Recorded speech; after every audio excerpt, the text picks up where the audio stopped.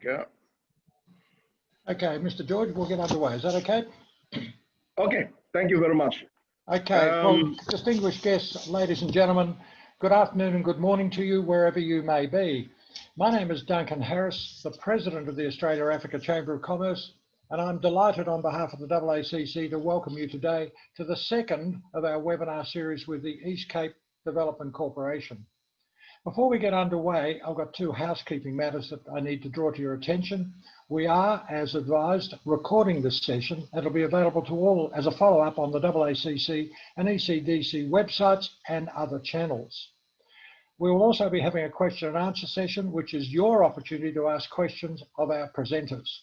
If you've not already done so, you can, in the course of this session, submit them through the chat function at the bottom of your screen. Our topic today is invest in and trade with the Eastern Cape, South Africa. Its focus is on the scope and opportunity for Australian companies and organisations to create meaningful links to establish contacts and connections within the Eastern Cape for business success. We're delighted to have two Australian companies who will speak to us on their journeys to date in establishing their businesses.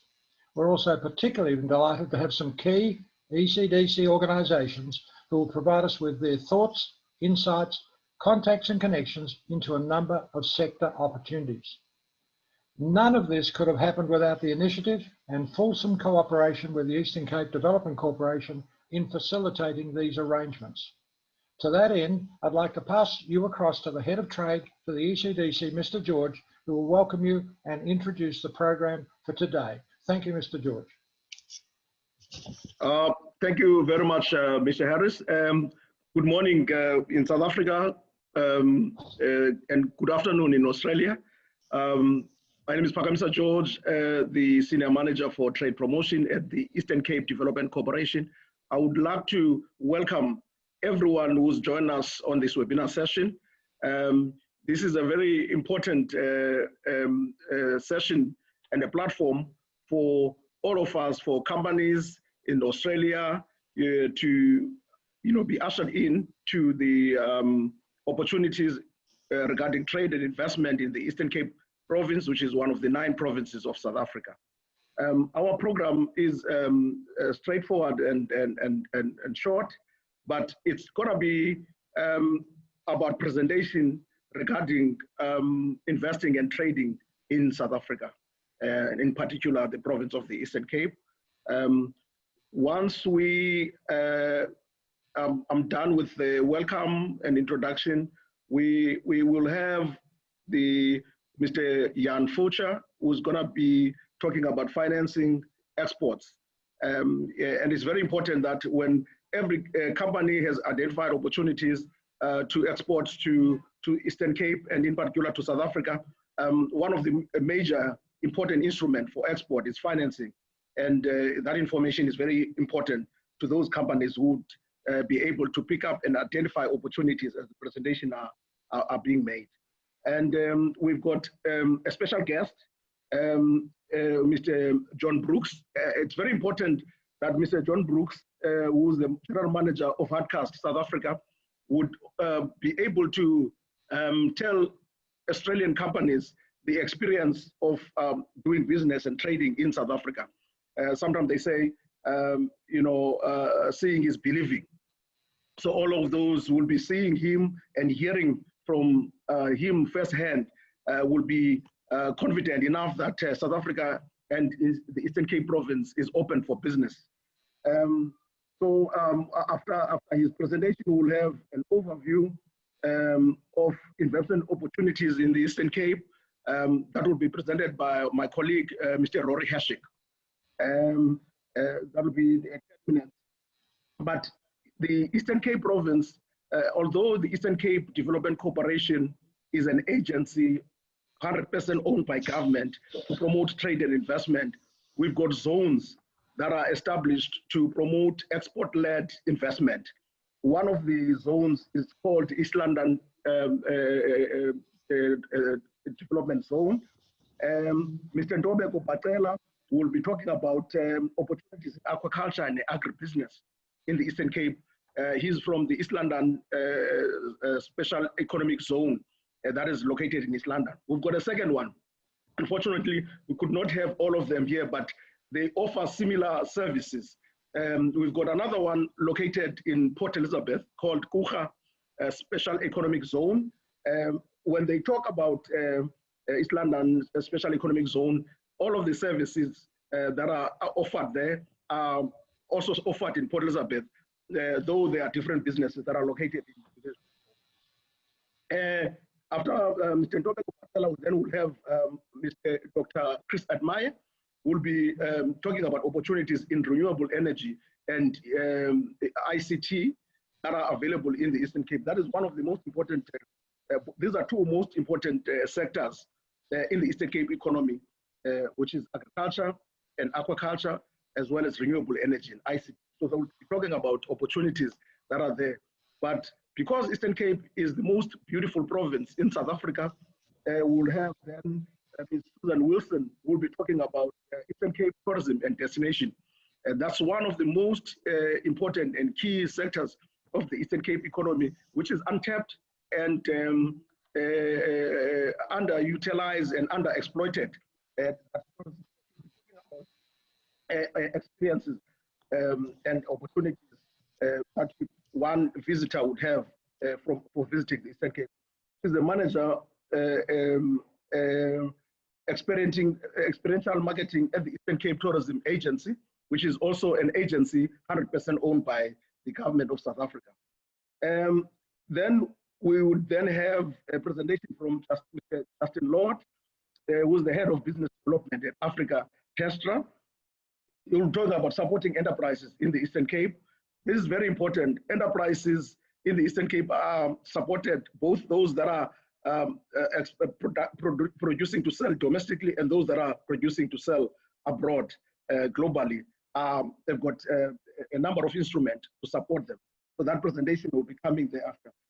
One of then the most important part will be then a question and answer session that will be moderated by Mr. Nelson Naidu. So please urge all of those that have got questions to note them, and the question where the question is directed, because during this time we'll devote more time for question and answer session. And then we will have then vote of thanks from Mr. Duncan Harris again. But I will also have few words of remarks and also words of the program going forward. What are the what is going to be the process going forward to the last session that is going to be held on the 3rd of November, 3rd of November this year. Thank you very much, ladies and gentlemen. Yeah, thank you very much, Mr. George, for covering that so thoroughly.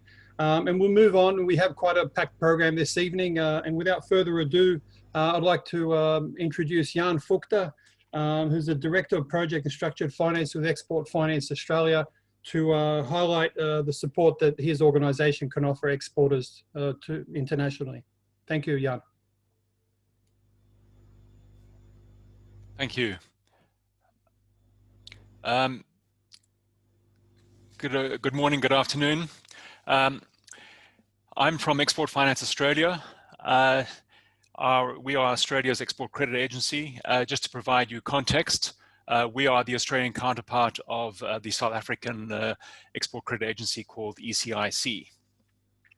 So what I'd like to do over the next few minutes is just provide an overview of the financial support that we can provide to Australian exporters and investors overseas. If I could have the next slide, please.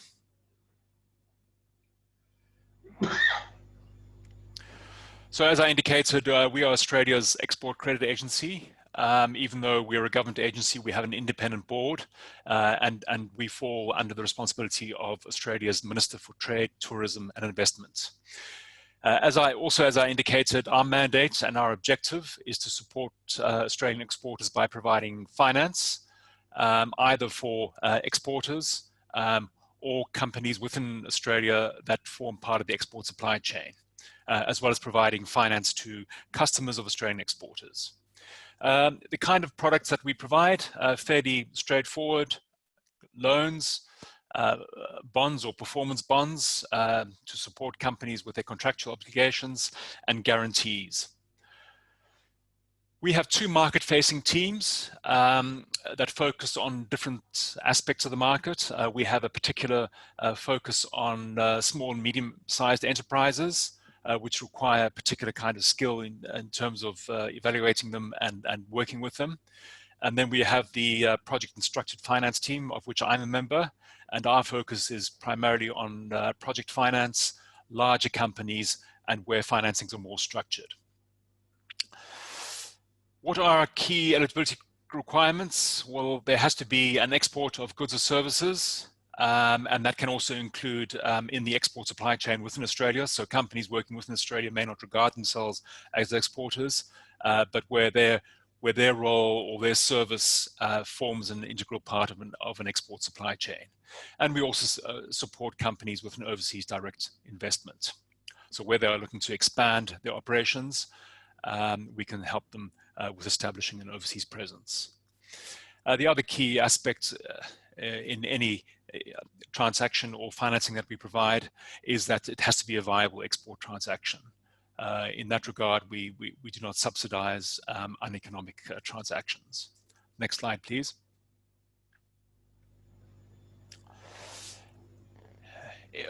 In addition to being an export credit agency, we provide a wider range of financial support. And I'll briefly go through this because this may not all be relevant to overseas, but nonetheless just provides context for who we are. As I indicated, we are the Export Credit Agency. We also support the Australian government with financing infrastructure in the Pacific and the broader Indo-Pacific region. Given the circumstances we find ourselves in this year, we have also had a number of programs and initiatives to support companies that are affected by COVID. We are also providing financial support for defence exports, and we have a dedicated defence export facility to support Australian defence manufacturers with their exports. We also provide support for other Commonwealth government entities. Those of you on the call may be aware of the Northern Australia Infrastructure Facility and NIFIC, which is an entity supporting affordable housing, and we provide support service to those two entities. And then there's also a very particular initiative that was announced towards the end of last year, where we are the entity that will be supporting governments in developing critical mineral projects in Australia. Next slide, please. Just to run through some of the financial products that we provide. So we provide short-term working capital where it's related to an export contract. We provide performance bonds or guarantees that are required to support Australian exporters with contractual obligations, and this typically is with engineering and construction companies, anywhere where a company has a requirement to provide security for an export contract.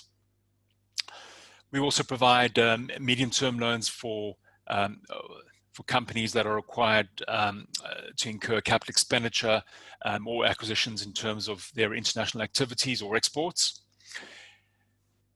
And then, and this is the area where I play a particular role at Export Finance Australia, is we provide project finance, sovereign loans, and buyer finance, where the financing is more structured and more complex. And then this has an overlap with financing of infrastructure developments in the Indo-Pacific region. And then, as I indicated, we also support projects and companies where they form an integral part of an export supply chain within Australia. Next slide, please. Just delving into some of these aspects in a bit more detail. So our loans typically are related or are provided in the context of exports. And usually we can tailor these according to exporters' needs, whether it's working capital or whether they have to invest in additional production capacity.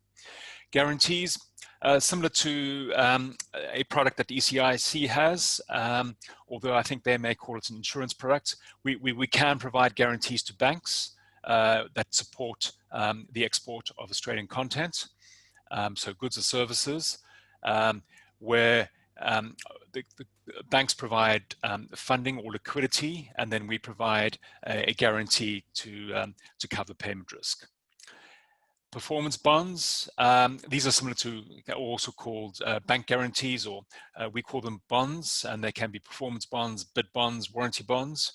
And again, this supports the likes of construction companies or engineering companies that require security for their contractual obligations. And then corporate finance more broadly. This is providing term loans typically, or project financing either to companies acquiring Australian content, goods or services, or to, as an example, a mining company requiring project finance where there's an Australian involvement in the development of a project.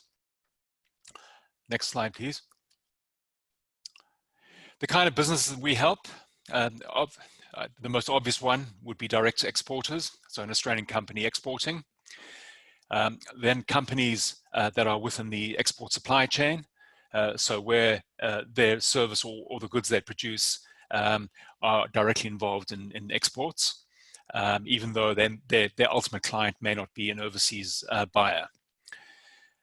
Then Australian exporters expanding overseas, so not replacing their production capability or capacity in Australia, but where they seek to establish a production facility overseas, and where they're unable to seek support from banks, we are able to look at their plans for overseas expansion. As I indicated, in terms of the focus of one of our market-facing teams, we do have a particular focus on small and medium enterprises, but that's not to ignore that we also work with larger companies.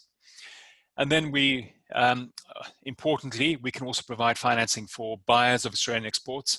So that's not directly supporting Australian exporters, but we regard that as indirect support by enabling buyers of Australian goods and services, or companies that use those to acquire the goods and services of Australian companies. Next slide, please. We usually find case studies as being very useful ways of communicating the kind of support we can provide, because quite often people are familiar with the companies, and it provides them context. So I'll just run through a few examples of where we supported SMEs. Cadex is a company that has innovative CO2 reduction and capture technology. We provided them with loans to enable them to roll out their technology to Europe. Down Under Enterprises, they produce a range of Australian oils and other ingredients used for personal care products around the world. We provide them with a guarantee to help them support their exports to the US and China. Seeing Machines, a very particular kind of technology to monitor drivers, which obviously has a range of safety benefits. We provide them with support to enable them to export around the world, and they literally do, their products are seen all over the place, outside Australia as well. Laser Vision is a multimedia entertainment company. We provide them with a multi-option finance facility, again, to support their activities overseas. Next slide, please.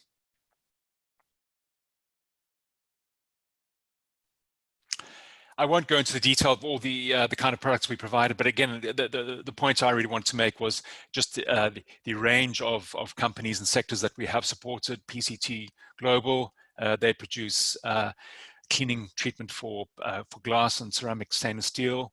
Camilla is a fashion brand sold all over the world. And Mar Contracting, they have a particular expertise in particular kind of cranes, which are used around the world as well. And then the next two slides, if you could change, please.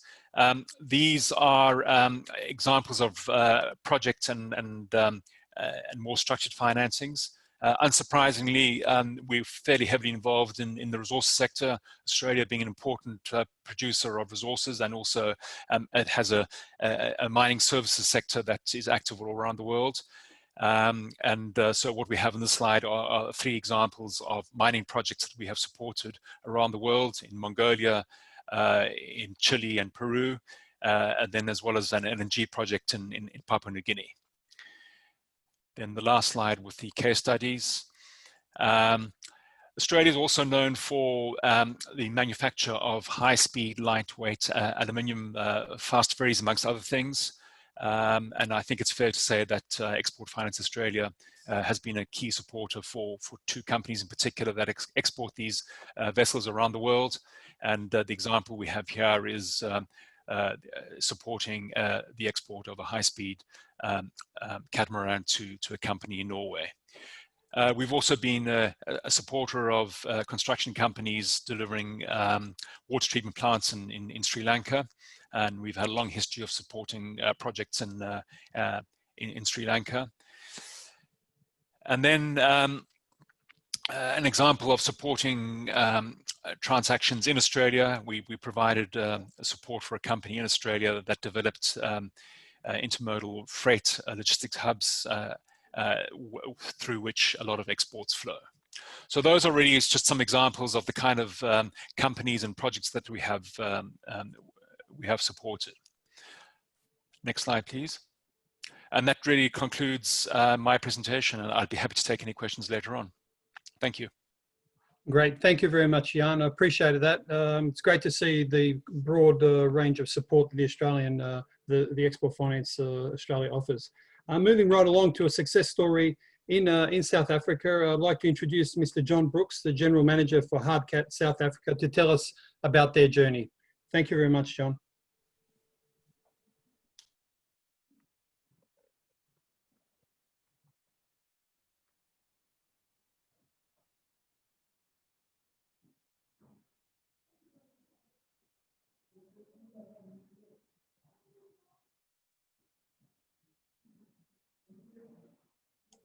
John, do you have your mute on?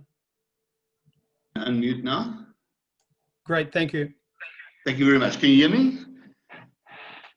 Yes, we can hear you. Go ahead, John. Yes, John. Okay, thank you very much. I'm John Brooks, South African born and bred. I'm the General Manager of Hardcat Africa, a wholly owned subsidiary of Hardcat Australia. We're headquartered in Johannesburg, and we serve all 9 provinces in South Africa and all 54 countries in Africa. Thank you very much for this opportunity and your time. I really appreciate that.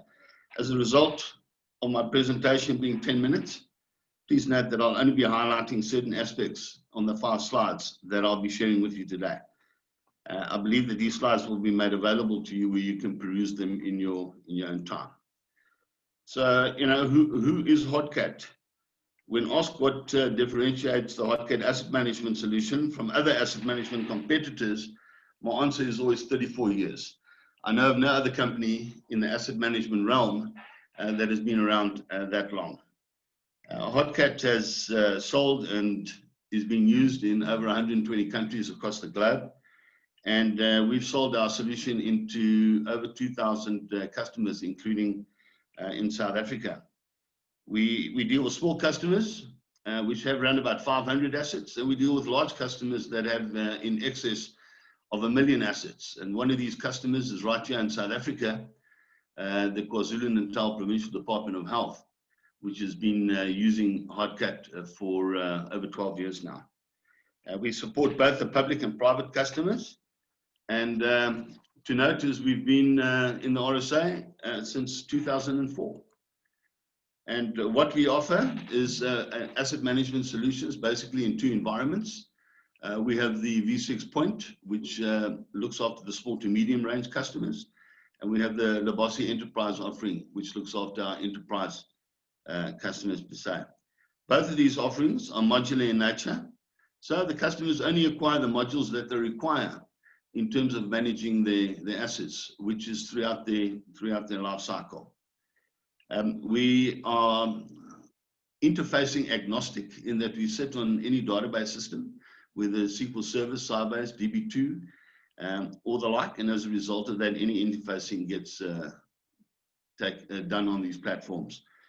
When viewing this slide, on the left-hand side, you'll see a sampling of the features and benefits of the Hotcat solution. I like to always emphasize two aspects. It's firstly the ease of use. People always ask me, how easy is it to use the solution? I say, well, you only need to know two things. One, you need to be able to read, and two, you need to be able to use a mouse. If you can do these two things, you can use Hotcat, okay, in the end of the day, which makes it very user-friendly indeed. And then obviously the second aspect that I emphasize is compliance to a variety of regulations. And here in South Africa, of note is the PFMA, the MFA, GRAP 17 asset management regulations, MSCO, which is the Municipal Standard Chart of Accounts in the municipal environment, and then obviously globally ISO 35000, especially in the maintenance space. On the right-hand side, you'll see the contents of the two offerings, and these are basically all the modules that are available. These modules cover the whole lifespan of an asset, from acquisition right through to disposal. Now, we come to my favorite slide, and this is Hotcat in South Africa. So as I've mentioned before, we've been around in South Africa since 2004. If you look at the right-hand side of the map, all the red balloons are our outright purchase customers that have come on board over the last number of years. We have 41 customers in South Africa in the variety of provinces as indicated there. And with these customers, we actually manage almost 4 million assets in the South African scenario. Over the last 10 years, we've also supported numerous asset audit exercises throughout the country, and those are indicated by the green balloons. And you can see there that at least 2 of these have taken place in the Eastern Cape environment, and these were at 2 TVET colleges, specifically in your region. On the left-hand side of the slide, I've just indicated which industry verticals that the Hotcat Asset Solution plays in. And you'll see it's virtually every industry vertical out there, because every industry carries assets, and those assets need to be managed. Now, in each industry vertical, you're obviously going to get specialized and unique assets, and the Hotcat solution caters for all of this because of its flexibility. And one of the facts that I always emphasize is that you can actually add an additional 9,999 data fields in your Hotcat solution without any development at all, which makes it an incredibly flexible and cost-effective exercise for you. I always highlight the mobility aspect, especially in South Africa, where we cover vast geographic areas, and especially in the public sector environment. For example, the Department of Labour, which has offices virtually all across South Africa, and they would not be able to execute their annual asset verifications without a totally mobile solution. And in terms of the Hotcat solution, you're actually dealing with real-time verification, covering a vast geographical area. I can just mention the Department of Labour that has 160,000 assets out there spread across the country, using 20 barcode scanners out there. They do this exercise in less than 3 months. And obviously, there's a whole bunch of benefits in terms of this, but most significant is the cost-saving exercise that takes place in doing and conducting your asset verification. You don't have to go to a location twice. You go once, you reconcile on site, and it's done. It updates your database immediately, and your management personnel sitting at HQ can deal with your assets. And then obviously, you have a variety of regions where the IT connectivity is not always that good. And for that, we have an online and an offline feature. So if you are working in an area where the connectivity is not very good, you work on the offline feature, and as soon as you come back under connectivity, it updates the database with all the work that you have done. So this makes it extremely flexible in using over vast areas. Lastly, why choose Hardcat in the end of the day. And this is one of the reasons why many customers in South Africa and in Africa per se have chosen Hardcat. But I'd like to emphasize a couple of aspects, because the two main pillars in any asset management solution is, first of all, how do I save money? And second of all, how do I comply to the range of regulations that I need to comply to? And for this, the benefits of using Hardcat is, firstly, it's a fraction of the cost of large ERP systems. And we actually fit the solution to fit your organization, to fit your budget in the end of the day. And because the system is modular, it makes it more affordable, because you only purchase those modules that you require. And the interfacing into the ERP systems is also the fraction of the cost because of the import-export functionality inherent in Hardcat itself. Of course, compliance is incredibly important, and so there's a complete audit trail of every single transaction that you are conducting in the Hardcat solution, and this will ensure that you stick to the regulations and are compliant to those regulations set out, which then gives you the ability to conduct good governance, risk, and compliance management in the system. And this allows you then to make informed decisions on how you are managing your assets per se. And lastly, and I always focus on this lastly, is it gives you the ability to plan better. And if you can plan and forecast better, you can budget better. So that allows you to budget accurately in terms of the following year's asset management, whether it be verification, whether it be maintenance, and the like. And if you're accurate in your budget, then you end up saving money in the end of the day. And that is my 8-minute spiel. And I thank you very much, and I'm willing to take questions at the end of the session. Thank you, sir. Great. Thank you very much, John, for communicating the vast capability within the business there. So well done. Now moving on to Mr. Rory Hatchick, who's the sector specialist for renewable energy and tourism at the ECDC, who will do a very important job in providing us an overview of the investment FDI opportunities in Eastern Cape. So over to you, Rory. Thank you. Thanks, everyone. And I'm going to just share screen here.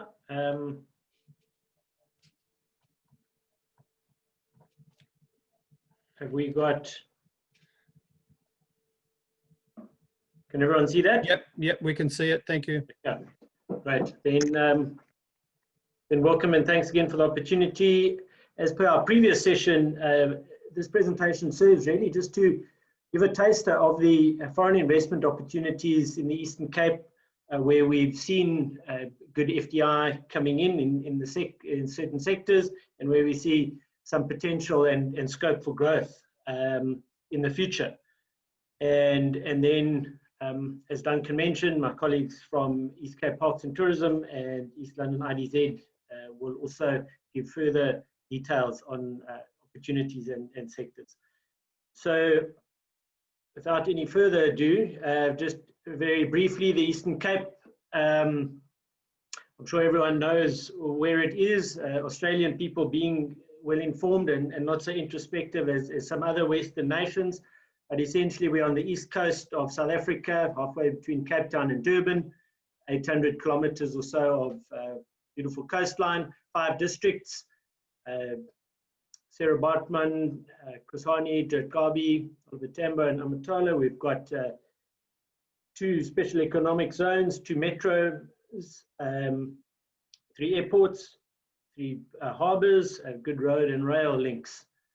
So solid kind of infrastructure support, which has made for good investment, especially in this sector, being renewable energy. Certainly in the past couple of years, in terms of FDI into the Eastern Cape, this has garnered the lion's share. Unsurprisingly, because we do have some of the best wind resources in Africa, supported by good connectivity and grid network. And under the Renewable Energy Independent Power Producing Program, which has run very successfully for almost the last 10 years now, under 5 calls to date, the Eastern Cape attracted 43% of the total wind capacity in South Africa, and that has so far comprised 17 independent power producers, 16 of which are in wind and 1 in solar PV. Right on the border, inland border, most of the solar resource in South Africa being concentrated in the northern province and Northern Cape. And the foreign equity and financing in the renewable energy independent power producers for the Eastern Cape has comprised around 9.3 billion rands and 19% of the total FDI into the national program. Approximately the split has been, in terms of national program, around 40% foreign investment and 60% of local, but obviously that does change from call to call. So that's just how the past couple of years have played out in the sector. I think what's important is that, look, we need to note that the past couple of years have had some challenges regarding policy certainty, and going into this year with coronavirus is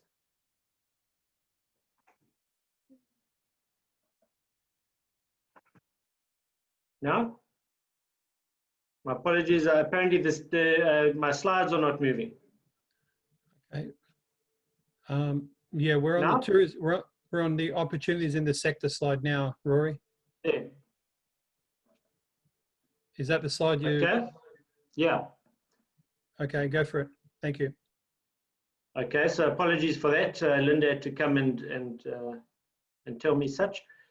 So opportunities, 2020, in spite of COVID, we have seen an improvement in the policy environment with a request for proposals issued in August for new generation capacity under a risk mitigation IPP program, serving to try and improve our energy security and energy security situation and reduce risk of load shedding.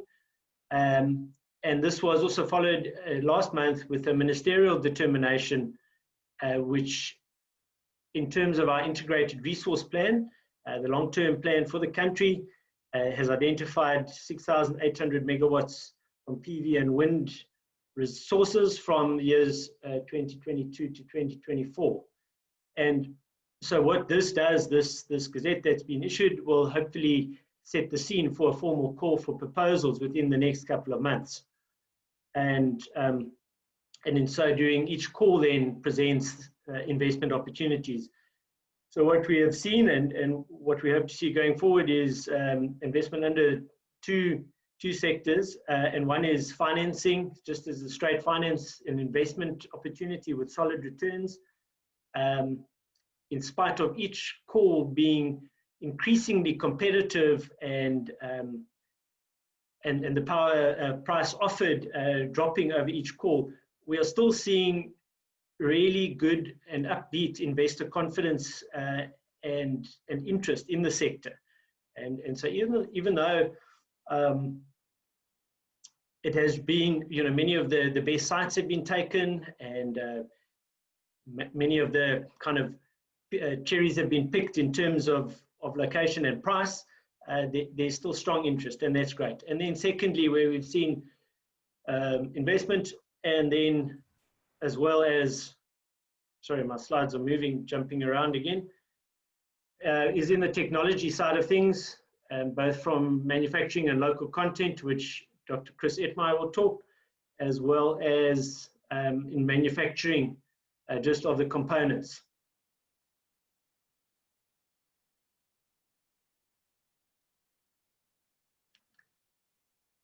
Okay, moving on to tourism and film sectors. The wide range of landscapes and experiences in the Eastern Cape makes for a really diverse tourism experience. I think, as we know, out of all the sectors around, the tourism sector has been one of the most hammered in the COVID crisis of 2020. Australia, I'm sure, as well as South Africa. And so in this case, the sector is having to recover, and at this point, still with very limited international visits. But really, in our view, the sector really does offer one of the best chances and scopes for growth out of all the sectors under consideration.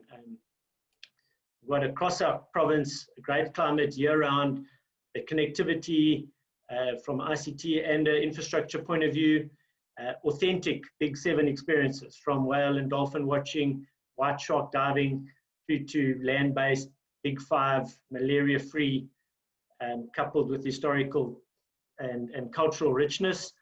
And this real diversity and beauty of our province just makes for some good opportunities for tourism development for foreigners, many of whom come to the province and then end up staying and investing and often developing their own product. Sorry, Colin. Okay, there we go. There just seems to be a lag for me being too impatient on the mouse, on the cursor.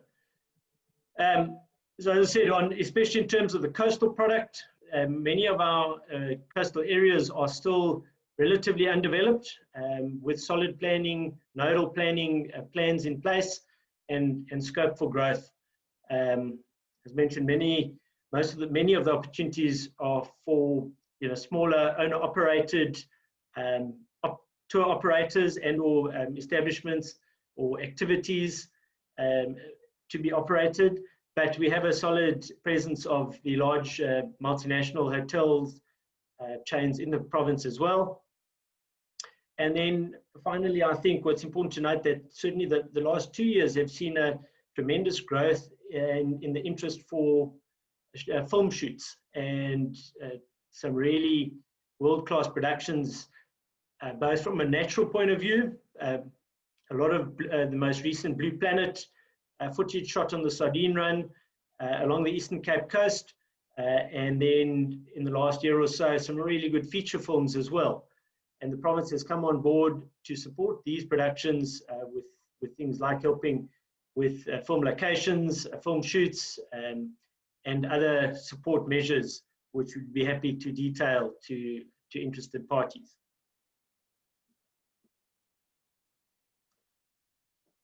And then the other really important industrial sector that I'll talk to is just the automotive sector. South Africa, a big player in the African continent, and Eastern Cape, if we can say, we're a major player with around 6 original equipment manufacturers located and producing and exporting from the province. It's a really important export commodity for us as well. This slide shows the Port of East London with the, in this case, it's an empty automobile terminal to the left of the picture there, but a lot of vehicles exported earning valuable foreign currency for us as a province and a country.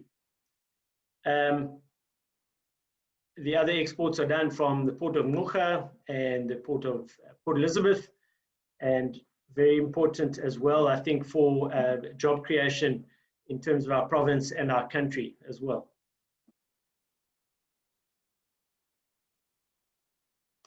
And then just some opportunities within the auto sector. Recent policy changes of this year and last year are challenging the major companies to contribute towards the growth of smaller manufacturers with localization, and in so doing, making them part of the value chain. So the Automotive Industry Development Centre here in Eastern Cape has identified 63 parts that could potentially be localized in South Africa, and therefore opportunity exists for foreign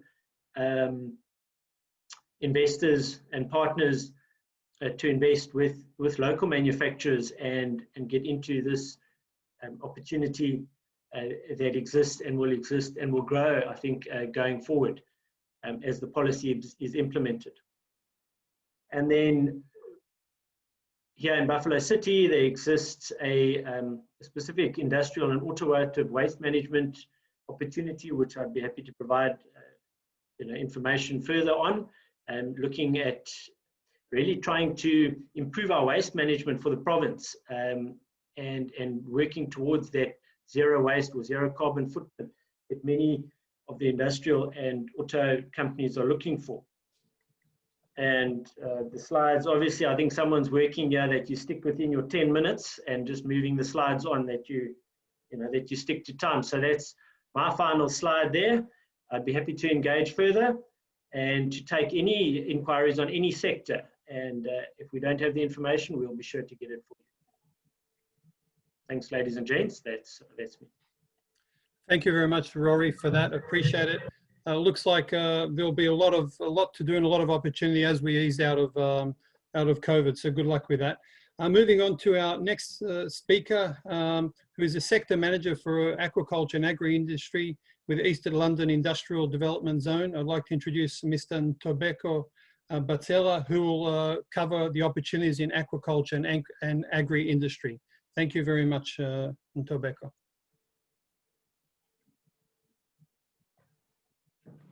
Good morning, colleagues. Thank you very much to my other colleagues, Rory, that have just started perhaps introducing the Eastern Cape. John Brooks, in as far as South Africa, although in another capacity.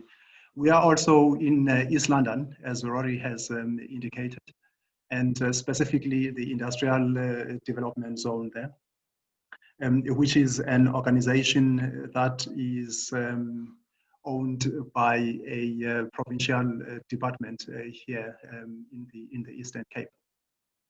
We exist to help manufacturers to become competitive by providing an industrial location which would be modern and purpose-built. We exist on some 400 hectares of land, prime land that is by the sea, and we have some 150 fully serviced sites in as far as the basic municipals and industrial grade electricity and water. That is the graphic. I hope the slides are able to move on your side and able to follow me. Yes, that slide generally, thanks Chair. The slide generally shows the East London IDZ. Don't be worried too much about reading those flags. It's just an indication of the extent to which the East London IDZ, the 450 odd hectares, is populated currently. I will be referring to the seashore area as we will be proceeding. Rory was talking about the automotive sector. Part of the suppliers, for example, to Mercedes-Benz, are on the left-hand side. I don't know if you can see my cursor. They are generally in that area there, supplying Mercedes-Benz. We are optimal and competitive in as far as our value proposition with respect to position and logistics. Being 2 kilometers, only 2 kilometers away from the airport. And we are also 6 kilometers from the port, the harbor that Rory was referring to, where we have the dedicated vehicle terminal. There is an export orientation to various countries, and now looking into an upgrade to just less than 3 billion rands to make sure that we continue to be competitive in that space. We have a dedicated linkage vessel that links currently our capability in the Port of East London, and it links us to Port Elizabeth, the Port of Bucha. In as far as reliable utilities and value-added services, we have a national supplier of electricity, Eskom, which supplies us to the extent of megavolt amperes 20 that is available. Although the current demand is at 9, we have that redundancy so far. We are unaffected largely by the load shedding that has been in the news for these last couple of months. We have wind energy, a facility that we are looking into constructing so that we can be self-sufficient as far as electricity is concerned. The financial incentives are available so that there can be reduced cost of operation experienced by various investors that would locate in the East London Industrial Development Zone. That is in the form of the corporate tax, which they would experience it being reduced from 28% to 15%. There would be no VAT payable on goods being stored. There would be no VAT on raw material, capital expenditure, land, electricity, and water.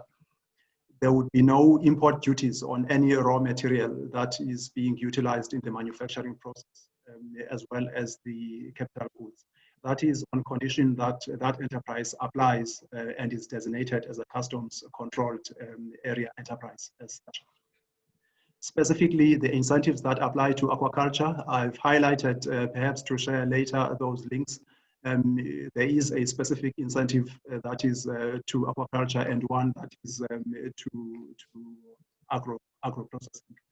If I can come straight to the aquaculture prospects, these are the sites on the seashore, some 11 of them, and generally that area is about 32 hectares. There are 2 opportunities that I will be talking about currently. Note the seawater pump station at the bottom of the graphic, pumping water to the left-hand side of the graphic into reservoirs and reticulating it across the sites to enable a recirculating aquaculture system and approach to that farming. And we are positioned so that we can be able to take the effluent and dispose it accordingly. The species largely that are accommodated are those that are found in South Africa, Haliotis maide, Seriola lalandi, and Argarozonas japonicus, the Malawi. In Australia, they would know it as such. That is backed by an environmental impact authorization that's been awarded and allows us up to 10,000 tons of fish to be produced across that land. There is also tolerance for barramundi, rainbow trout, and Atlantic salmon if an entrepreneur would find that attractive as such. There is 185 liters per second capability to supply that water so that we can recirculate that water at least 85%. This first opportunity, for example, is with Kingfish Enterprises, one of the entrepreneurs that are already here at the East London ITZ. They are on the capital raise for a significant 10 million rands, but perhaps a modest one to an investor, into Seriola lalandi and Malawi, as well as oysters. They have done quite a bit in as far as those pointers are concerned, have raised some 21 million rands in the last year or so, and now they are looking for the remainder.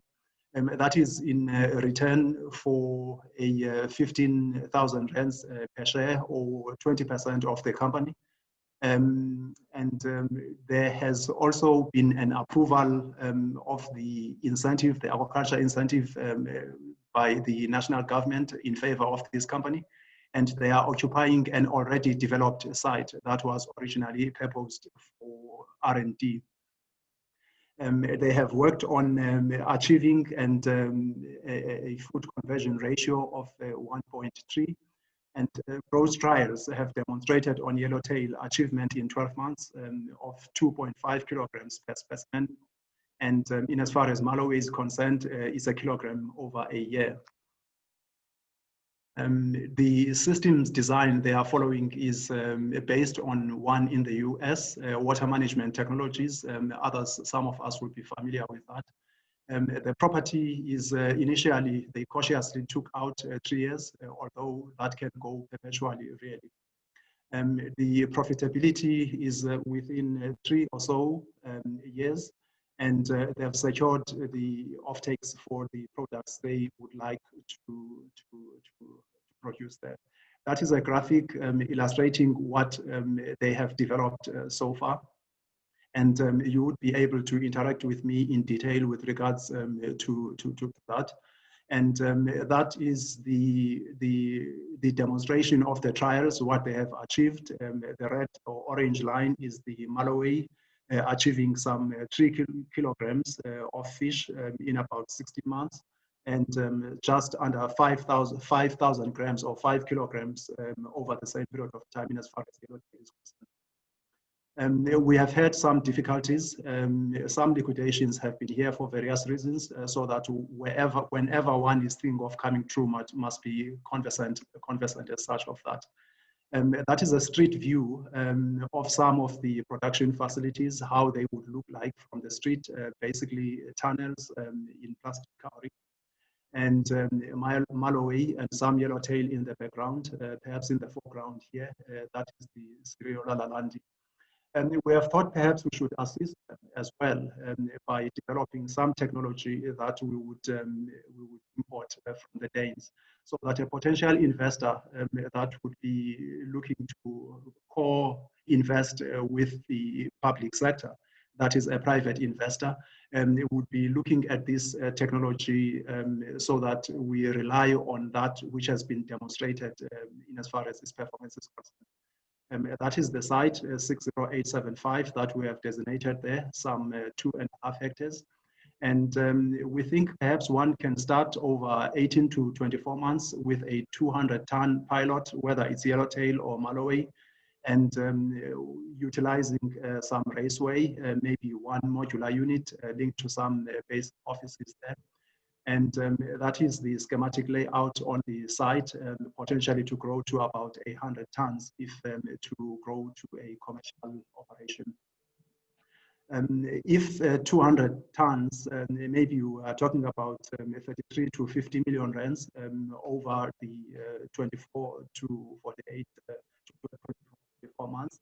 And if 1,000 tons, perhaps just less than 270 million rands. In as far as agro processing is concerned, we have a company that is called Sandale, which is involved in production of various dairy products, including those that are fruit flavored. They are in need of some 120,000 liters of milk a day, and have expressed to us that they have an appetite for more. So the investment opportunities that exist as far as that one is to supply 30,000 liters of raw milk per day.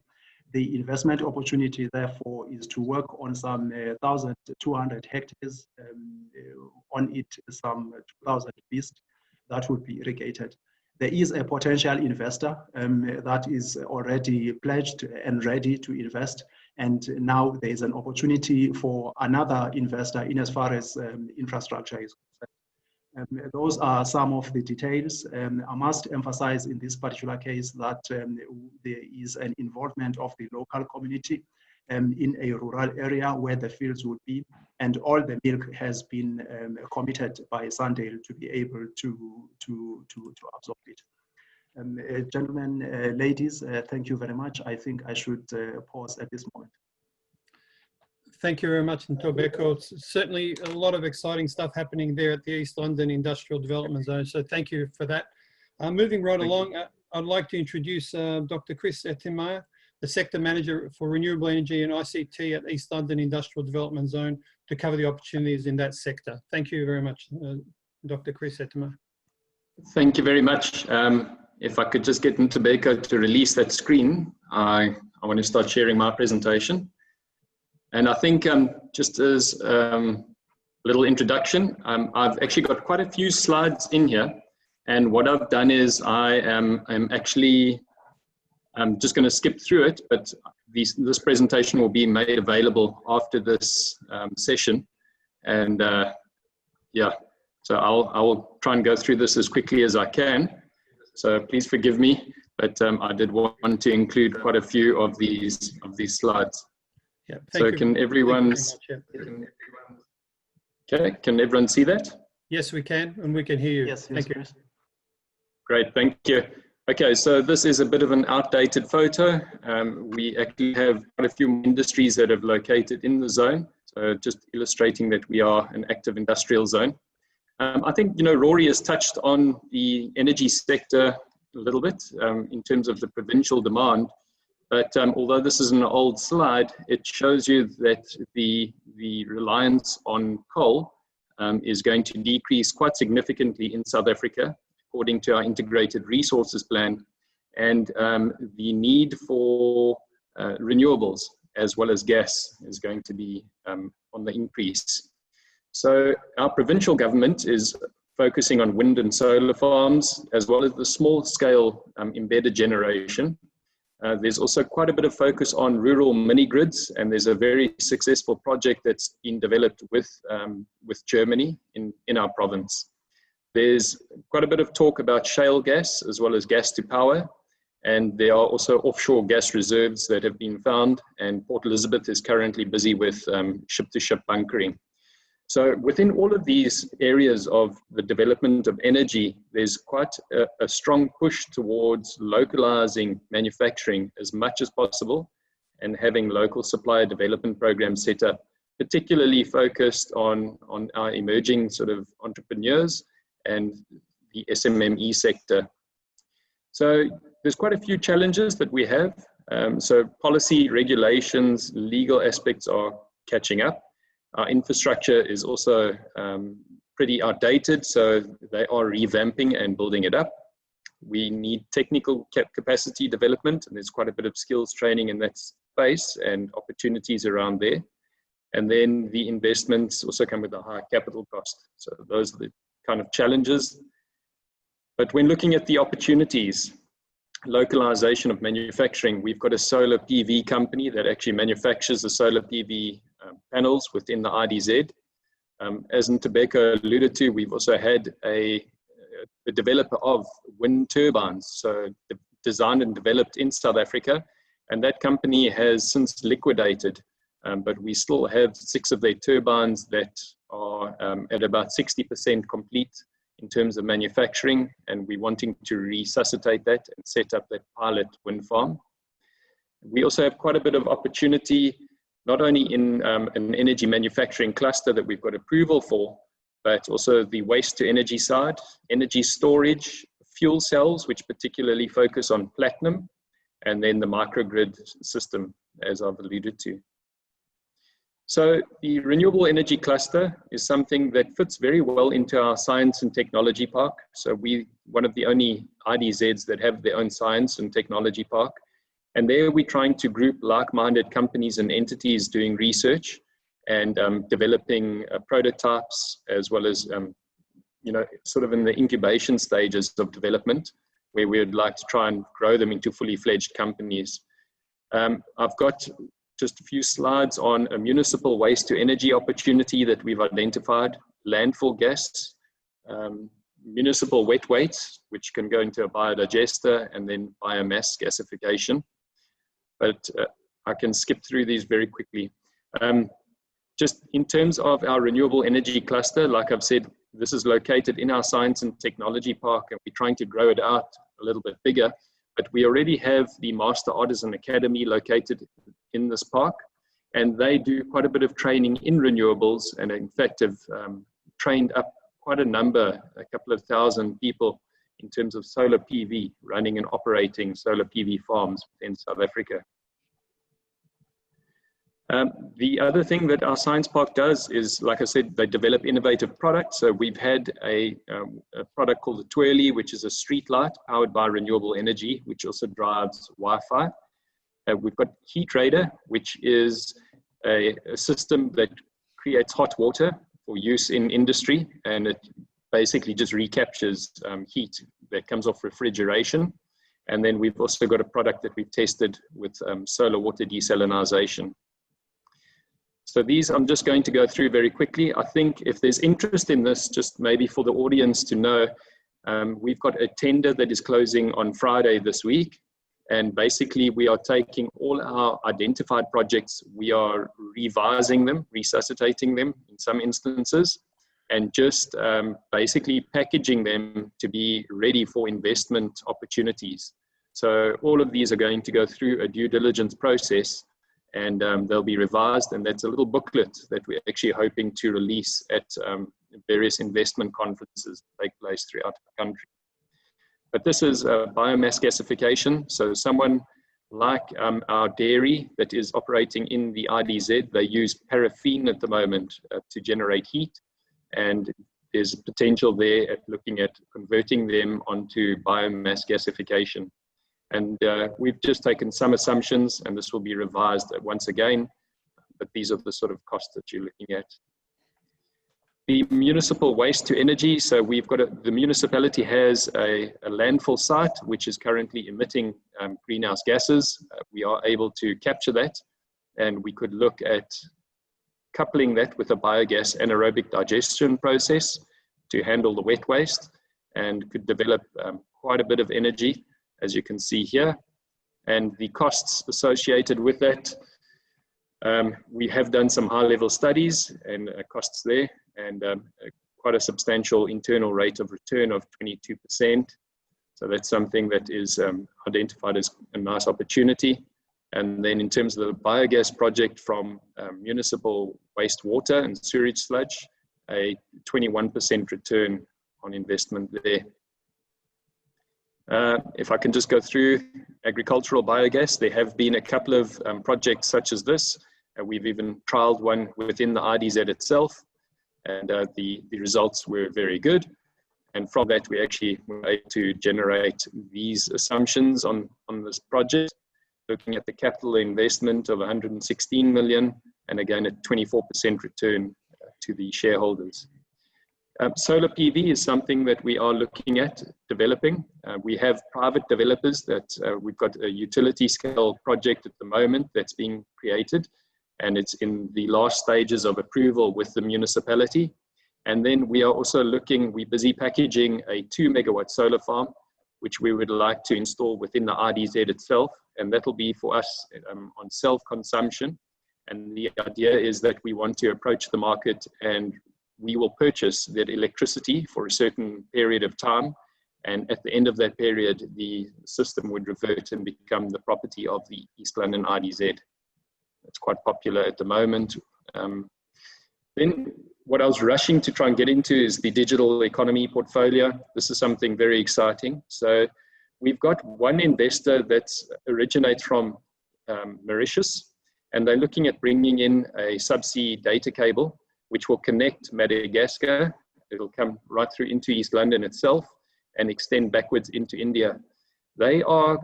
They've received quite a bit of funding and have secured the funding for the Mauritius to East London leg, and they are struggling to reach financial closure on the India leg.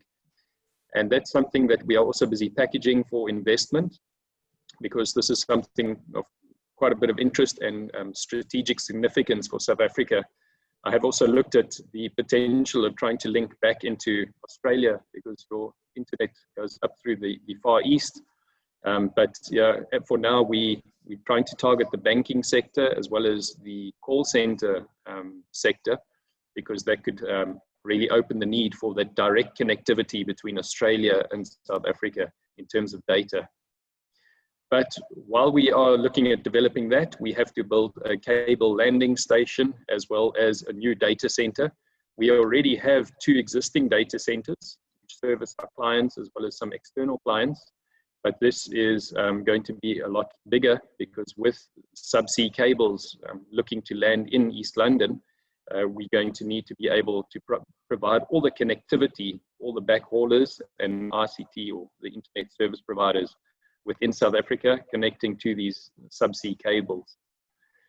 So part of that is also the BPO center, which we're looking at developing. This is a 3,000-seater call center, as well as a 1,000-seater disaster recovery or business continuity center. So we've developed this quite some time ago, and there are instances where business continuity access needs to take place. And also with COVID and what's happened there, it's also illustrated the need for a center like this.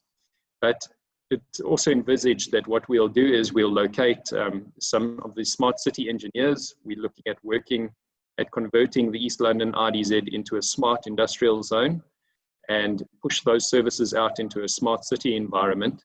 So this is also a facility where we envisage those engineers will be sitting. We've done the packaging of this investment opportunity, so that's a 700 million rand building. As we've also developed a document scanning and storage and digitization center, because South Africa is looking at digitizing their medical records. So this is something that's aligned to those sort of national strategies.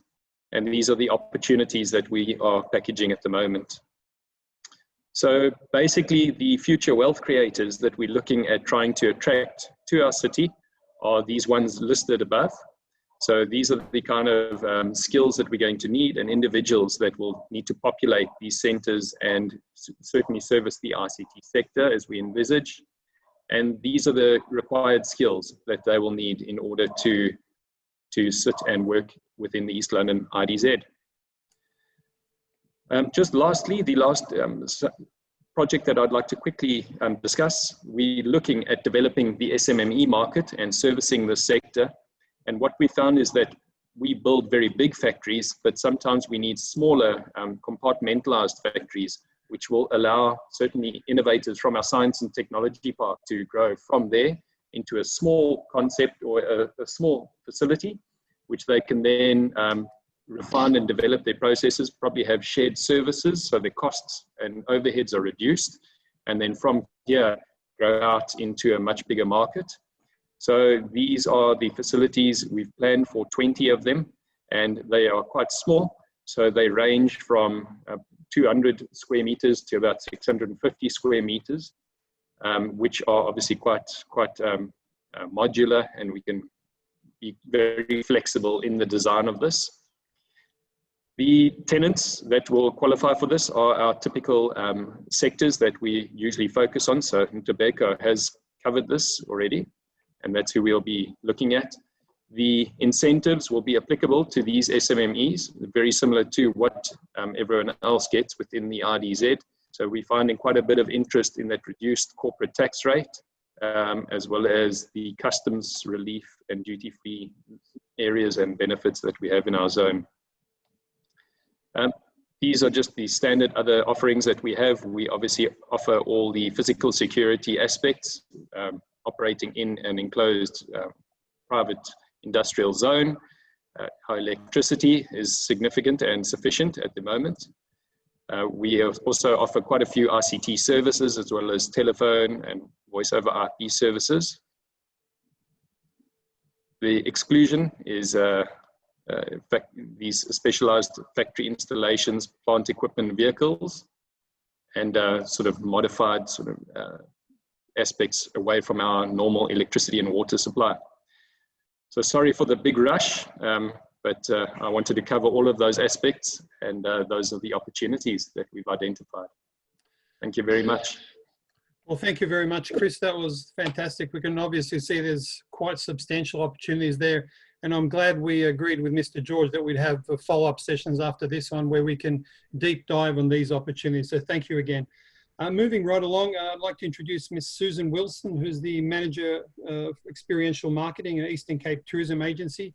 And she'll provide an insight into the tourism destination opportunities for us here tonight. Thank you very much, Susan.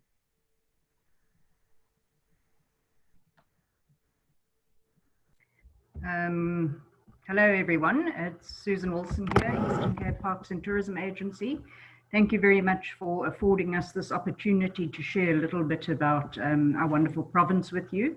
I hope you can see the screen quite clearly. Yes.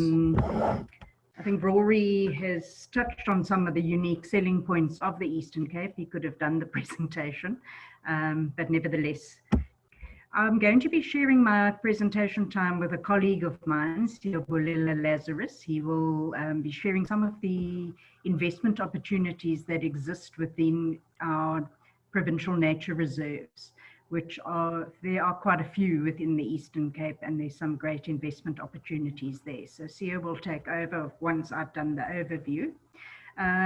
Just to give a little bit of background, Australia, together with New Zealand, we identify the country as a core market. We have been working closely with South African tourism over the last 4 years, and we participate in their roadshow, which we come into country and we presenting directly to the travel trade network that they have identified these agents are actively selling South Africa as a destination. So on 2 occasions, we've had the opportunity to present the destination directly to them. It's the first one we did in 2016, and then we did a second one in 2018. They do it every 2 years. And unfortunately, due to COVID, we won't be doing one now in 2020. But hopefully, once everything's resolved, we will be back in market actively. In the years where we are not in market, we are actively working with South African tourism to host the travel trade representatives, being the wholesalers and some media, to come into the Eastern Cape to get a key first-hand experience, because this helps them to then understand the lay of the land and the actual experience, so they are well equipped to go out there and sell that. We've come into market with a number of the privately owned Big 5 reserves, and with Nelson Mandela Bay Tourism being one of the bigger metros. So we've had quite a good Eastern Cape presence within the marketplace for a while. But just to get back to the presentation, I think Rory kind of showed you the map, so you can see the clear cities: Port Elizabeth, East London and Mthatha. This is giving your air access into the destination, and we've got a really good road network. So we're well suited for self-drive, and we have a lot of operators coming in doing big and medium-sized coach tours, but self-drive tends to be really popular because it's easy to get around the Eastern Cape. We have segmented the destination into 9 tourism regions. It's pretty much following the model that you have in Australia, where we look at each region and its unique selling points. We understand tourists don't really care about boundaries, but yeah, it just helps us to segment and to highlight the unique selling features. In a broad presentation, I would usually go through each of the regions, giving you some really good visual material and highlighting the unique selling points. But to do that, I need at least 20 minutes. So perhaps we can present to you in a more in-depth manner at another time. Just to highlight some of the unique selling points, as Rory mentioned, we have the 3 airports. We've also got 3 deep water ports, our fantastic road network. We've got an incredible 800-kilometer coastline and a diverse offering moving from the western side, being the Tsitsikamma region, across to the Coger, onto the Sunshine Coast, and ending up in the Wild Coast area. The Sardine Run is a natural phenomenon that takes place, and it attracts a lot of international interest, specifically with a lot of, and it helps us within our winter season to get bums into beds, especially along the coastline. We've got a wonderful Big 7 offering. So there's the whole marine side, where we showcase the bottlenose dolphin, the different whale species. We've got the African penguins, etc. So a very rich and diverse marine offering. And then within a day or an hour outside of Port Elizabeth or East London, you get into a Big 5 reserve to view the magnificent land animals. A lot of land is under conservation management in the Eastern Cape, so that is split between national parks, which we have 4 of. There are the provincial parks, and then we have a lot of privately owned reserves that are all owner managed and deliver really high quality, hands-on, incredible experience from a wildlife perspective. We're also a malaria-free area, so it's really attractive for family holidays, and we are the birthplace and resting place of the late great Nelson Mandela. So we've got a unique trail where you can follow in his footsteps and end up exploring the villages where he spent time as a young man, wonderful museum sites, etc., and a true authentic cultural experience. I think this is something that sets us apart from many of the other regions within South Africa, is the authentic Xhosa cultural experiences that we offer, where you get to interact with people living their natural daily lives, nothing staged. It's all kind of impromptu and very welcoming. And it's one of the key experiences people enjoy about the Eastern Cape.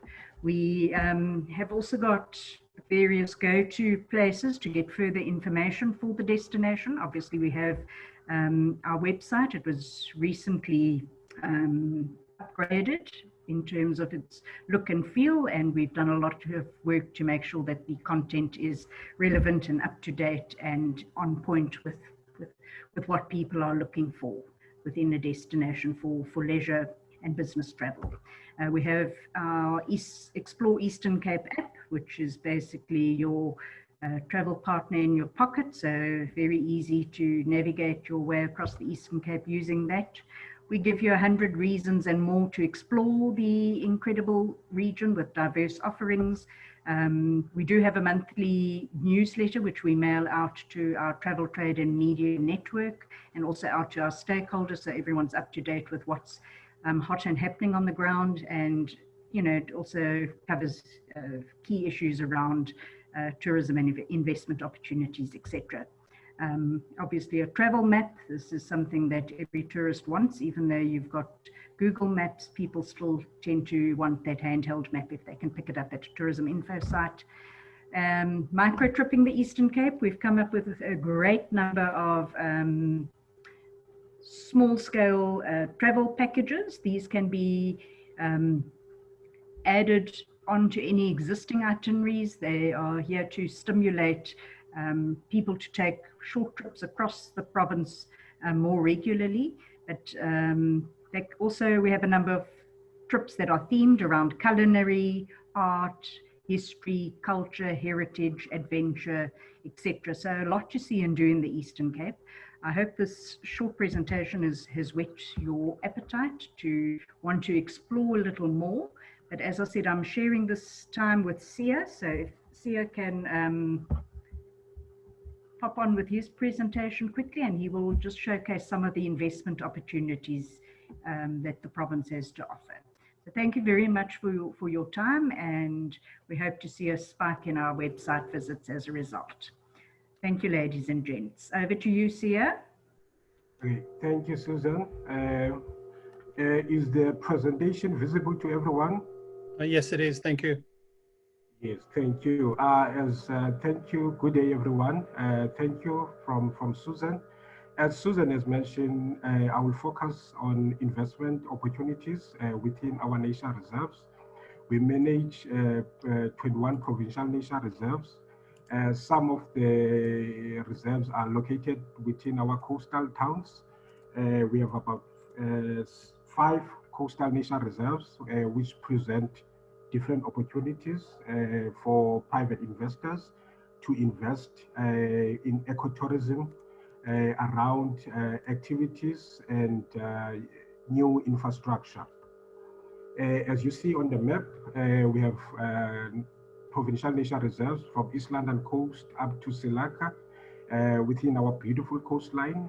So those reserves present themselves to willing private investors who are willing to invest, as I say, in infrastructure projects, ranging from accommodation facilities, restaurant, and nature-based activities as well. Those nature reserves also present opportunities to work closely with neighboring communities, as some of our reserves are managed under co-management agreement with claimant communities. So there are beautiful models there that investors can follow in terms of ensuring that they run and operate a successful project within our provincial nature reserves. Broadly, in terms of our commercialization strategy as the agency, our main focus in terms of attracting investment in terms of our provincial nature reserves is to ensure that we have product diversification in terms of offering new products to our visitors, and also enhancing revenue, ensuring the sustainability of the entity. As I mentioned, the community element, ensuring that there's transformation in terms of ensuring there's a benefit flow to local communities around our nature reserves in terms of skills development, employment opportunities, also ownership in terms of the projects that are implemented within our provincial nature reserves. Also turning around some of our facilities that can be better managed by private operators. Also attracting private investment and expertise in ensuring that we are able to offer quality products to our visitors. Overall, in terms of our commercialization projects, a majority of those projects within our protected areas are greenfield. Those are new developments in unused land, but those will have to be done in line with the applicable legislation, environmental legislation.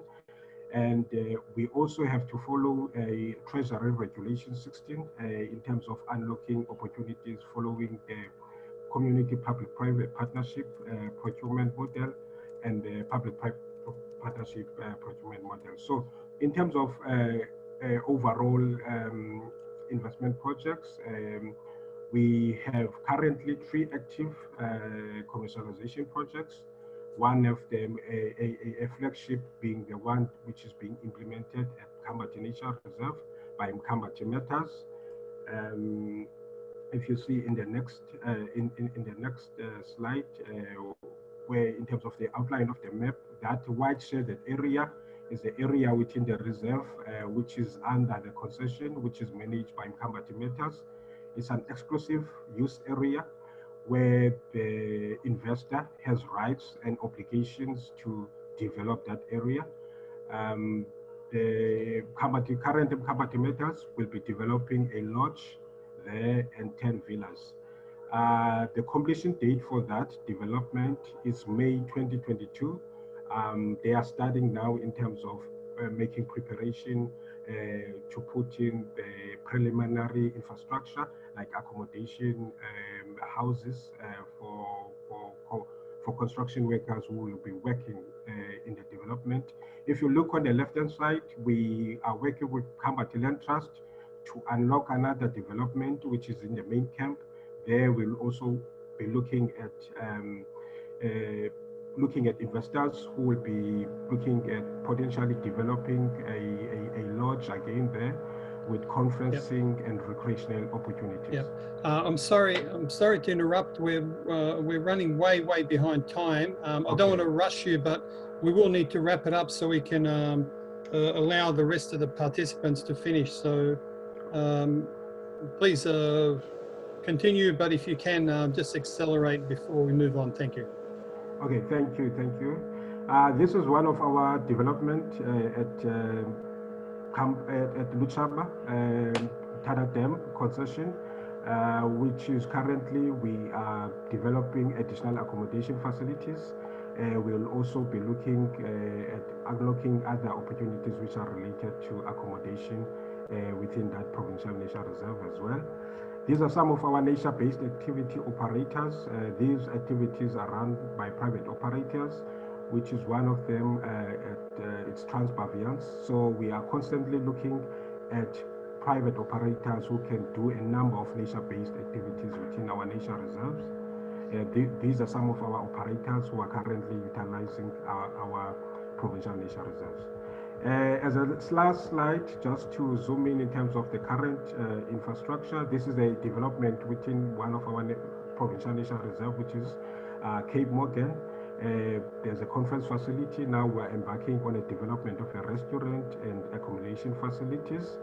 In terms of other additional infrastructure investment, as I've mentioned, the 42 million investment at Cape Morgan, the proposed cable car at Port St. John's, which we are currently at the feasibility stage the development which I'm mentioning at Mkambati, which is a 190 million development, the 6-day hiking trail in the Wild Coast, and other infrastructural development projects within the local municipalities within the province, which are looking at upgrading our coastal areas.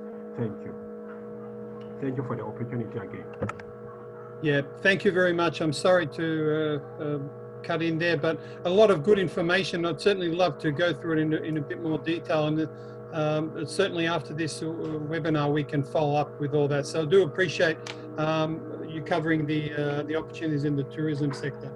Moving right along, we'd like to introduce Mr. Justin Lord, the Head of Business Development with Telstra for Africa, and he'll be talking to us about how they can support enterprises in the Eastern Cape. Thank you very much, Justin.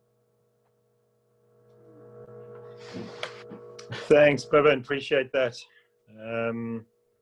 Also, a big thank you to the Australian Business Chamber and the Eastern Cape Development Corporation for the invite. It's excellent to be able to join you guys. Eastern Cape is very close to my heart. I actually went to school down there. So for the rest, it's I look after Telstra in Sub-Saharan Africa. I am based here in South Africa. We're up in KwaZulu-Natal, unfortunately not down in the Eastern Cape. But I wanted to share with you our trip, our journey into this region, and some of the technology changes that we've seen and the growth that we've seen here as well. So next slide, please. So I'm sure many of the attendees on the call will be very familiar with Telstra as an organization. We are very much a home brand Australian business. We are a leading technology and telecommunications provider. We employ some 29,000 staff. We have well over 1 million investors and shareholders. We have a lot of backbone in Australia and into Asia. But I wanted to talk to Australia's international business, of which we probably employ about 4,000 staff, and how we've grown that business into Africa specifically. So next slide, please.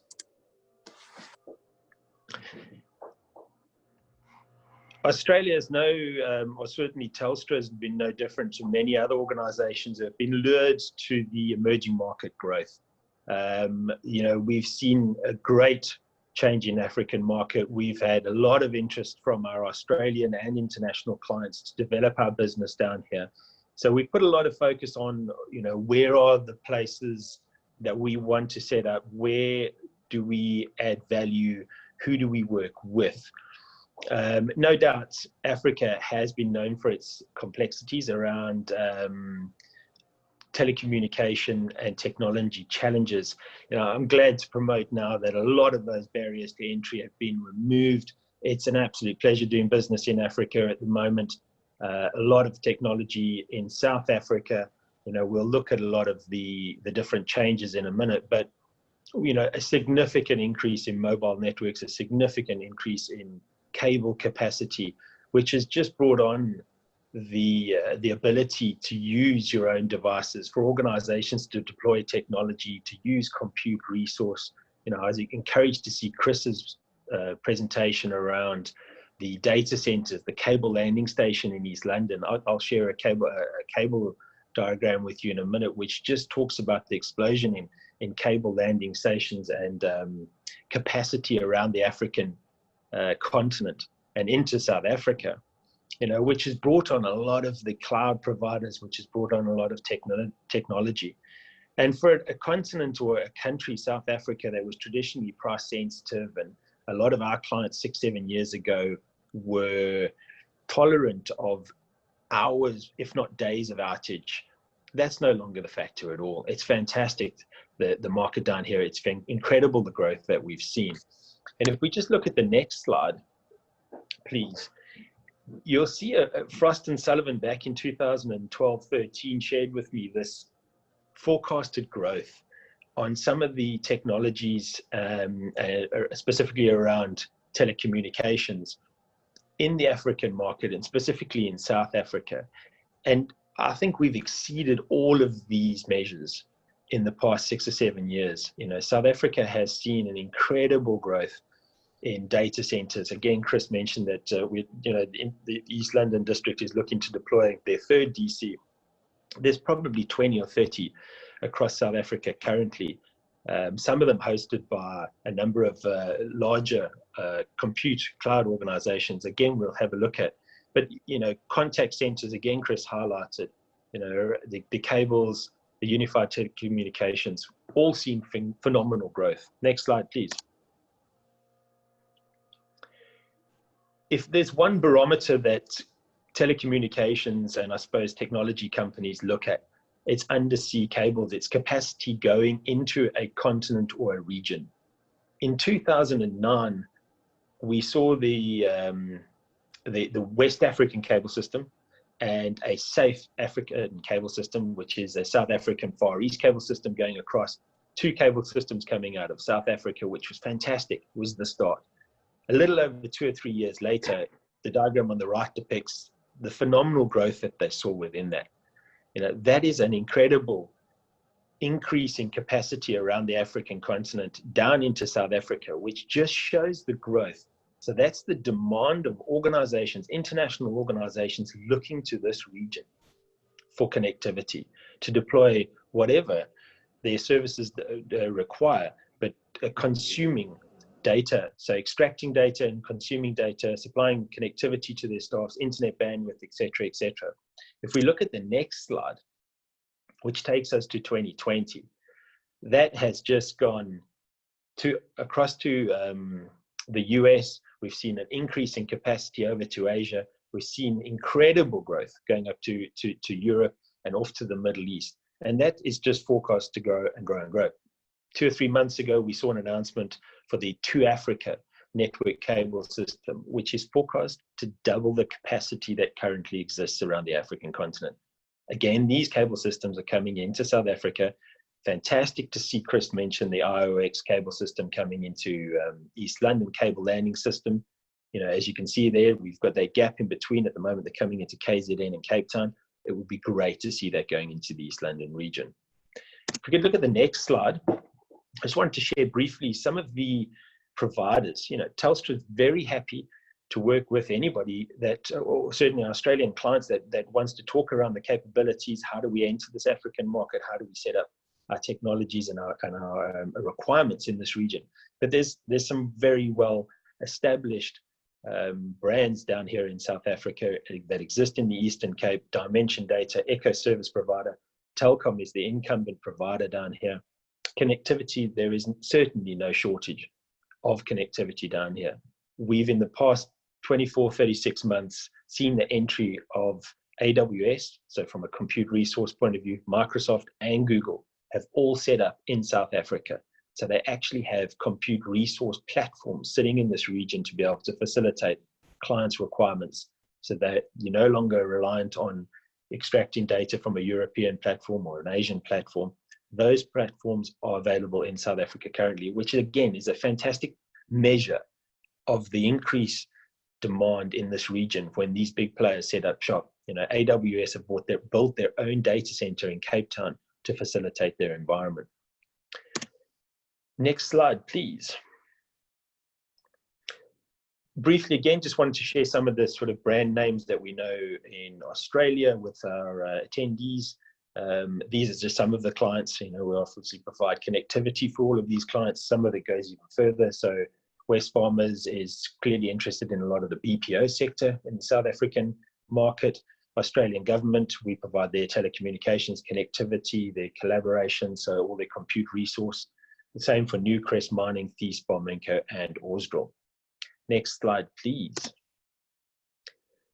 Folks, I'm mindful that was a whirlwind. I'm mindful that the team are a little bit behind. But if we can help in any way, please feel free to reach out. I'm based here in South Africa. I think it's a fantastic opportunity to invest in the Eastern Cape, and we would be more than willing to help. Thank you. Thank you very much, Justin, for that presentation. Well, what can I say, ladies and gentlemen? We've had quite a packed schedule. We're not quite done yet. And to be honest, I don't think we've done the service to all the participants based on the rich amount of opportunity that there is in the Eastern Cape. And we will certainly be following up after this session with each of the participants and all the attendees. But before we move on, I will just advise that we will need to skip the Q&A because of time. And I'll pass on to one of my colleagues, Nesson Naidoo, who will cover some very important insights in terms of the trade interaction between Eastern Cape and Eastern Cape and Australia. And also in terms of the Q&A, we will come back to that with any follow-up questions after the session. So thank you very much, Nesson. Perfect. Is the presentation visible now? Yes, it is. Thank you. Yes, perfect. Well, how's it, everyone? And good day to my Australian colleagues. Thank you very much. As Bobbin said, my name's Nesson Naidoo, and I come to you with a bit of divided loyalty.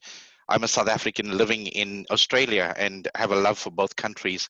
And I think Mr. Phakamisa George beautifully said it at the beginning when he said Eastern Cape is just about among the most beautiful places in South Africa.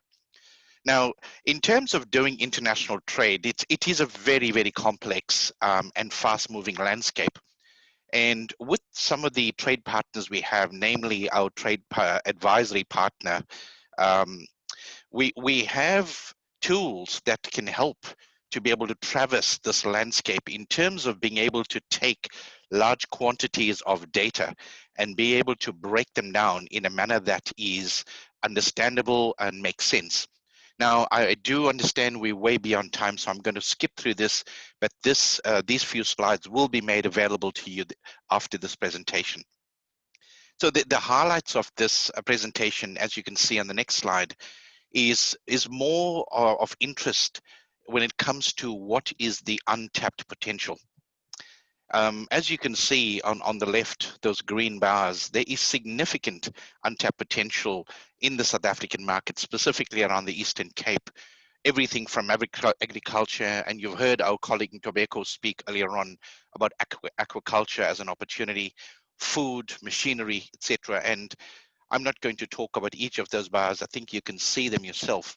But clearly the opportunity close to $300 million and fast moving in the right direction is the opportunities for Australian businesses looking towards the Eastern Cape.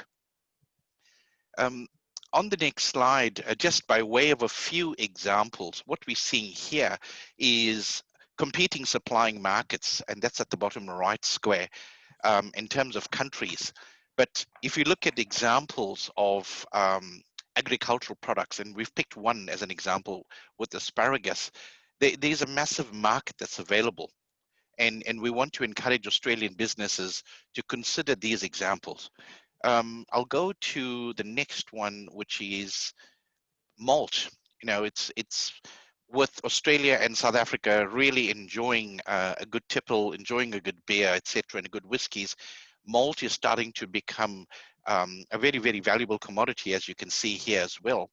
And on the bottom, you can see where the competing supplying markets are from, you know, France leading it, with Australia just picking up a sliver of this opportunity. Quickly moving on. In terms of other chemical products, for those of you that attended our first webinar, you would have seen opportunities that Australia is looking for. But equally so, we're starting to see these opportunities in the Eastern Cape as well. And as you can see here, in terms of competing supplying markets, Australia is certainly up there, not quite as high as China and Germany, but certainly an increasing need. You know, in a short space, I had to cover a few slides, and I do apologize for almost going through this at a very swift pace.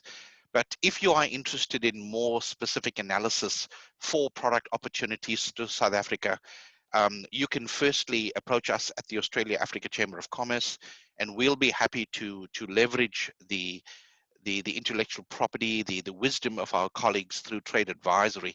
So these are some of the things you'll need to have by way of basic questions or information to get the conversation going. Now, I'm going to stop sharing at this point yet again in pure acknowledgement that we're way beyond time. And at this point, I'm going to invite Mr. Phakamisa George, the head of trade for Eastern Cape, to make a few closing remarks. And thereafter, we'll hand to Duncan Harris, who is the president of the Australia-Africa Chamber of Commerce, to pass the vote of thanks. So without any further ado, I'll pass you on to Mr. George. Thank you very much, Nissan. That was a mouthful and so much information. We hope to be as precise as possible. However, there's so many opportunities. Sometimes it becomes so difficult to stick to time. However, I want to thank everyone who has joined us on this session.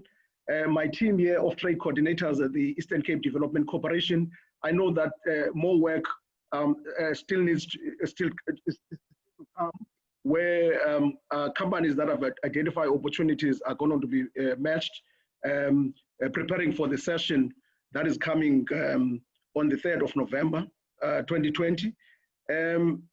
I wish to assure everyone who has attended our sessions that the entities that made presentation today are entities that are wholly owned by the same government of the Eastern Cape, who are 100% owned by the government of the Eastern Cape.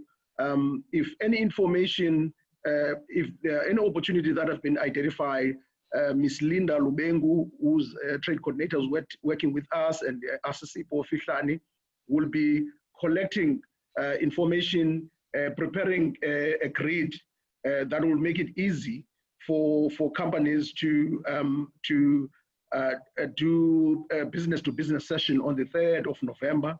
That is very important. We even went further to prepare venues where Eastern Cape companies that have identified market opportunities and investment opportunities in Australia will also be able to do a demonstration or exhibition, just to indicate the quality and the diversity of what the Eastern Cape has. So we will be making those platforms available for those companies to showcase to the Australian market on the 3rd of November. And I think there's so much information that has been presented here. We surely that the real work will start now, from now till the 3rd of November, where we're getting companies really that are connecting to each other and creating a platform for the 3rd of November. From the MEC of Economic Development in the province, this is a very important project for the Eastern Cape government. In the Commonwealth family, the Eastern Cape has realized that so little trade is happening between us and Australia, although there are so many commonalities in terms of culture, preferences, and even weather. I think this is a beginning of new ventures for the Eastern Cape economy, but also for the Australian market to know the Eastern Cape and what the Eastern Cape has to offer.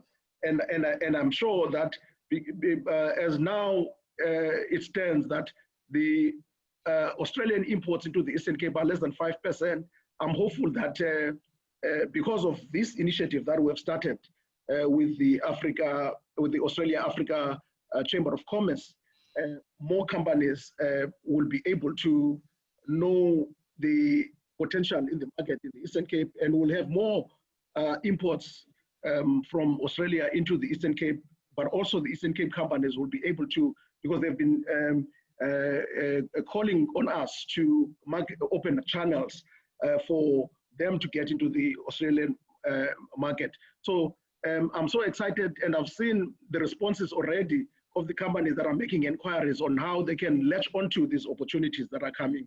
And I can't wait, to see what's going to happen on the 3rd of November.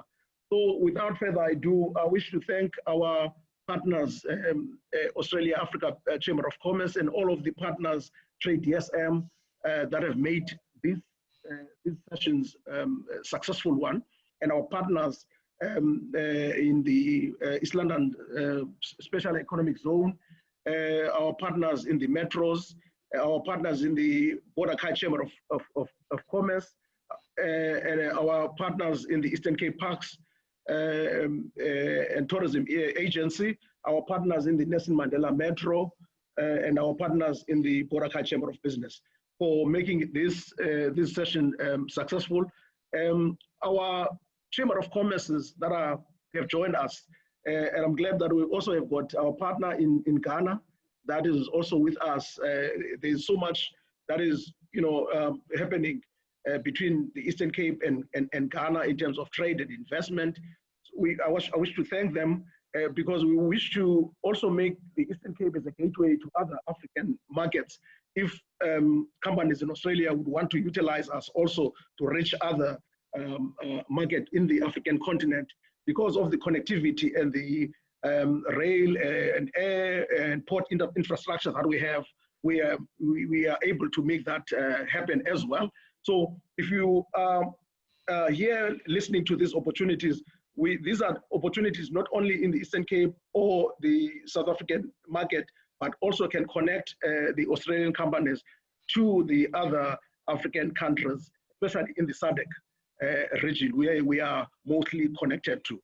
So from my side, thank you very much. And we are looking forward to doing the hard work now of connecting companies to companies and real opportunities to companies. Thanks from our side, from the Eastern Cape Development Corporation, and thank you all your partners. Mr. George, this is Duncan Harris. I want to thank you for your passion and your leadership in providing this wonderful opportunity. It really has been outstanding, the rich content. We may have gone over time, but I have to say I've been sitting here agog with all the opportunities that are before us and with a view to the opportunities that we'll be able to discuss on the 3rd of November. I've actually found this absolutely inspiring in the opportunities that are there, and we thank you again for providing it with the invaluable advice that we think that you can do for us and for us for you. Otherwise, I'd like to simply say, and there's things come up on screen right now, for those of you who'd like to join with the AACC, please click onto our website. It's a very simple process. We are there to support you. We know that this is all going to be so mutually important. Please look forward to hearing from you. But above all else, we look forward to the next EDC webinar on the 3rd of November. There'll be lots more information to come in advance. We look forward to creating good business for each of you. But thank you very much indeed. Thank you, Duncan.